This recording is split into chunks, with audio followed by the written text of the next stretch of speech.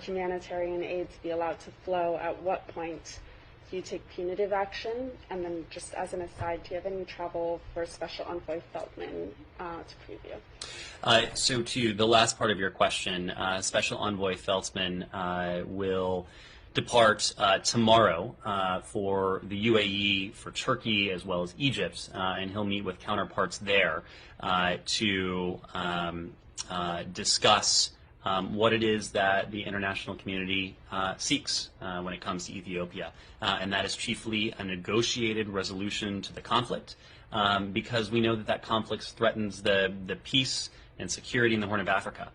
We've said before that there's no military solution to the conflict in Ethiopia. Our goal in all of this, and this is the goal that Special Envoy Feltman is leading to pursue, is to support diplomacy as the first, last, and the only option to achieve a cessation of hostilities, as the only option to end the human rights abuses that have been ongoing, and to engage the parties so that they in turn engage in negotiations without preconditions, and importantly to permit the unhindered humanitarian access for Tigray, for other parts of northern Ethiopia, and broadly to start a national, inclusive national dialogue as well. When it comes to humanitarian access, we understand that some food trucks have moved, but they have not done so at remotely the volume the United Nations has said is needed to address the humanitarian catastrophe in Tigray. We believe the government of Ethiopia must allow unhindered access for life-saving humanitarian assistance to reach all those in need in Tigray and across Ethiopia, and that's regardless of ethnicity. Moving trucks with relief supplies is just one step of many that's necessary to help the millions of people who are in dire need of aid, and we have repeatedly and urgently called for all parties to allow and to facilitate that level of unhindered humanitarian access.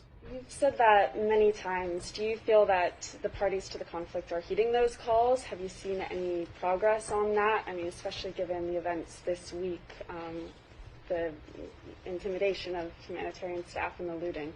Well, as I said, we have seen the movement of some trucks, but we need to see more. And it is not so much what we need to see, it is what the people of Tigray, of northern Ethiopia themselves need, given the dire humanitarian situation that they're in.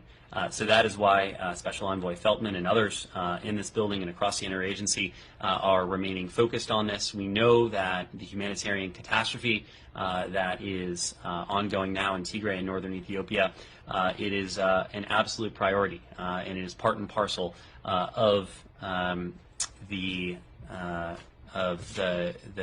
conflict, of the situation that we are seeking to, in conjunction with our partners in the African Union, with other regional partners, to find a way out. And we continue to believe that the way out of this conflict is through a negotiated resolution.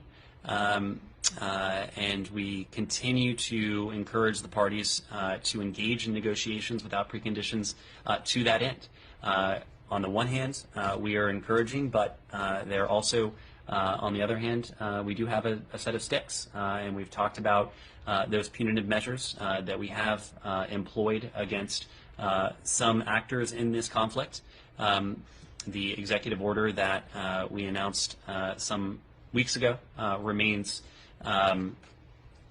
viable. It is an order that we can use to target those beyond the Eritreans, whom we've already targeted under this authority. You've heard from senior administration officials that we are certainly willing, if the parties are unwilling, to make progress themselves. But right now, what we're focused on is trying to support that diplomacy, calling, urging, doing everything we can to see to it that there's additional humanitarian access in Tigray and northern Ethiopia.